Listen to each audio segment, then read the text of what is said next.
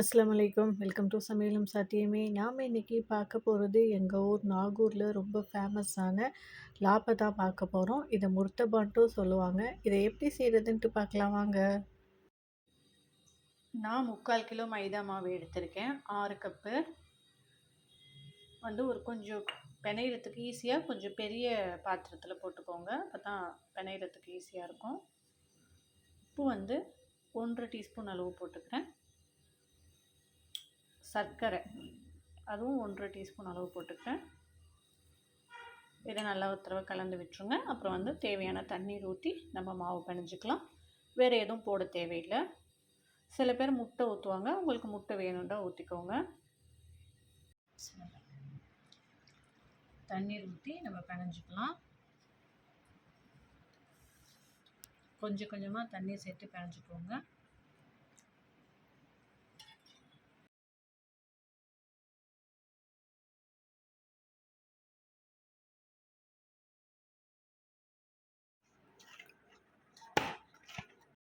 நான் பிணைஞ்சி எடுத்துக்கிட்டே மாவு இந்த அளவுக்கு சாஃப்டாக இருக்கணும். இது இப்படியே இருக்கட்டும். ஒரு 1/2 மணி நேரத்துக்கு பிறகு நம்ம வந்து உருண்டை போட்டுக்கலாம்.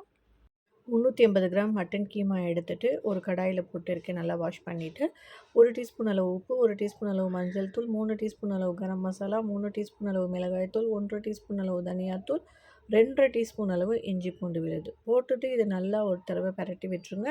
நான் ஃபில்லிங் எல்லாத்துக்குமே சேர்த்து இதிலேயே மசாலா போட்டுக்கிட்டேன். ஒரு 1/4 டம்ளர் அளவு தண்ணீர் விட்டுட்டு மறுபடியும் நல்லா ஒரு தடவை மிக்ஸ் பண்ணி விட்டுட்டு அடுப்பில் சிம்மில் வச்சுருங்க. இது நல்லா சுருண்டு வெந்து வரட்டும். ஒரு மூடி போட்டு வச்சுருங்க. அப்பப்போ மட்டும் கொஞ்சம் லைட்டாக கிளறி விட்டுட்டுருங்க. இது நல்லா வெந்து வரட்டும்.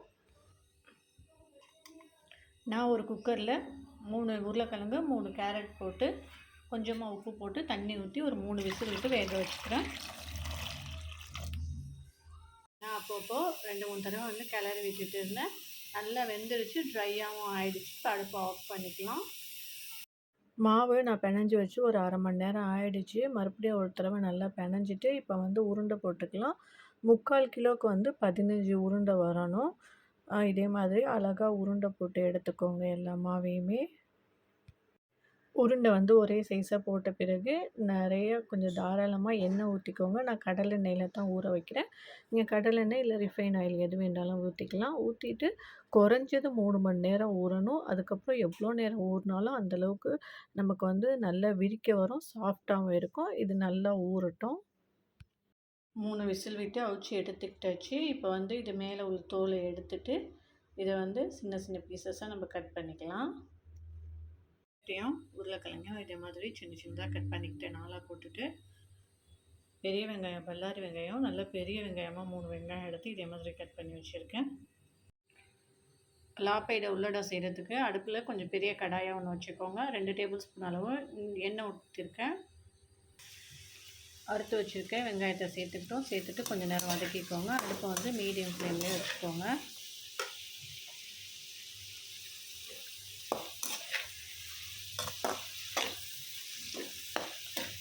இப்போ வந்து நம்ம இதுக்கு தேவையான உப்பு சேர்த்துக்கலாம். நம்ம கறியிலே ஏற்கனவே உப்பு போட்டு இருக்கோம். ஸோ இப்போ வெங்காயத்துக்கு உப்பு சேர்த்துக்கலாம். சேர்த்துட்டு இன்னும் கொஞ்சம் நேரம் வதக்கி விட்டுக்கோங்க.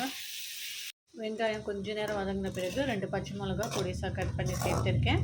நான் 2 மிளகா சேர்த்துருக்கேன். நீங்கள் காரத்துக்கு தகுந்த மாதிரி கூட குறைச்சி சேர்த்துக்கோங்க. இந்த அளவுக்கு வதங்கினா போதும். இப்போ வந்து கட் பண்ணி வச்சுருக்க உருளைக்கிழங்கையும் கேரட்டையும் இதில் சேர்த்துக்கலாம். சேர்த்துக்கிட்டோம். இதையுமே நல்லா மிக்ஸ் பண்ணி விட்டுருங்க. இதை மிக்ஸ் பண்ணிவிட்டு அப்புறம் நம்ம கறியையும் சேர்த்துக்கலாம்.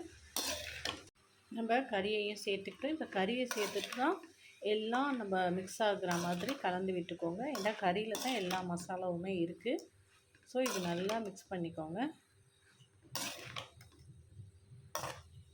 மிக்ஸ் பண்ணிவிட்டு உங்களுக்கு உப்பு காரம்லாம் போதுமான்னு சொல்லிவிட்டு நீங்கள் சாப்பிட்டு பார்த்துக்கோங்க.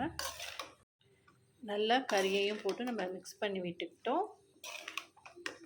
உப்பு எல்லாம் இருக்கான்னு நான் டேஸ்ட் பண்ணி பார்த்துட்டேன். உப்பு காரம்லாம்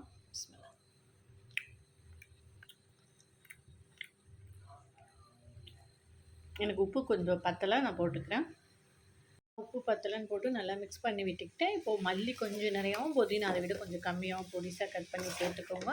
சேர்த்துக்கிட்டு நல்லா கலந்து விட்டுட்டு அடுப்பை ஆஃப் பண்ணிவிடுங்க. நீங்கள் மல்லிக்கீரை எந்த அளவுக்கு சேர்க்குறீங்களோ அந்தளவுக்கு சூப்பராக இருக்கும் வாசனையும். டேஸ்ட்டும். அடுப்பை ஆஃப் பண்ணிட்டோம். இப்போது பாதி எலுமிச்சை சாறு இதில் சேர்த்துக்கிறேன். சேர்த்துட்டு கலந்து விட்டுட்டு இதை நல்லா ஆற விட்டுருங்க. நல்லா ஆறட்டும். சூப்பரான நமக்கு லாப்பையோட ஃபில்லிங் ரெடி ஆகிடுச்சு.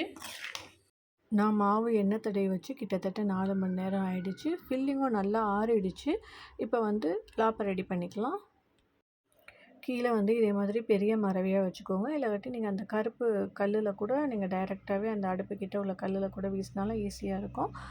வந்து நம்ம ஃபஸ்ட்டு வந்து சப்பாத்தி கட்டை வச்சு லைட்டாக தேய்ச்சிட்டு இதே மாதிரி 2 கையாலையுமே பிடிச்சி இதே மாதிரி வீசினீங்கன்னா சூப்பராக வீச வரும்.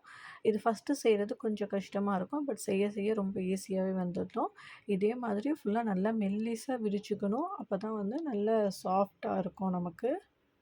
மாவு மொத்தமாக இல்லாமல் இருந்தால் தான் லாப்பை நல்லாயிருக்கும். நான் ஃபில்லிங் வந்து வச்சுக்கோங்க. உங்களுக்கு எவ்வளோ ஃபில்லிங் வேணுமோ தாராளமாக ஃபில்லிங் வச்சுட்டு 4 கார்னரையும் நல்லா மடித்து விட்டுறணும். அந்த உள்ளடம் இதே மாதிரி பாருங்கள், நான் மடிக்கிறத பாருங்கள். உள்ளடம் ஃபுல்லாக இருக்கிற மாதிரி இதே மாதிரி மடித்து விட்டுக்கோங்க. அது உள்ளடம் வந்து ஃபுல்லாக இருக்கணும் அந்த லாப்பையில்.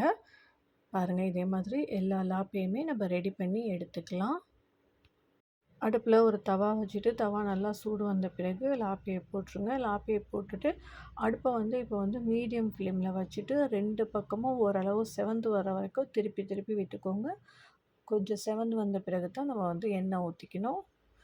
மாவு வந்து வெந்து வரட்டும். இப்போ வந்து ஒரு பவுலில் 2 முட்டை உடச்சி ஊற்றிட்டு கொஞ்சமாக உப்பு போட்டு நல்லா பீட் பண்ணி ரெடி பண்ணி வச்சுருக்கேன். அப்பப்போ திருப்பி விட்டுட்டே இருங்க. 2 சைடும் ஓரளவு செவந்து வரட்டும். லாப்பை வந்து இந்த அளவுக்கு வெந்த பிறகு தான் நீங்கள் வந்து எண்ணெய் ஊற்றணும். மாவு வெந்த பிறகு தான் எண்ணெய் ஊற்றிக்கணும். எண்ணெய் ஊற்றிக்கலாம்.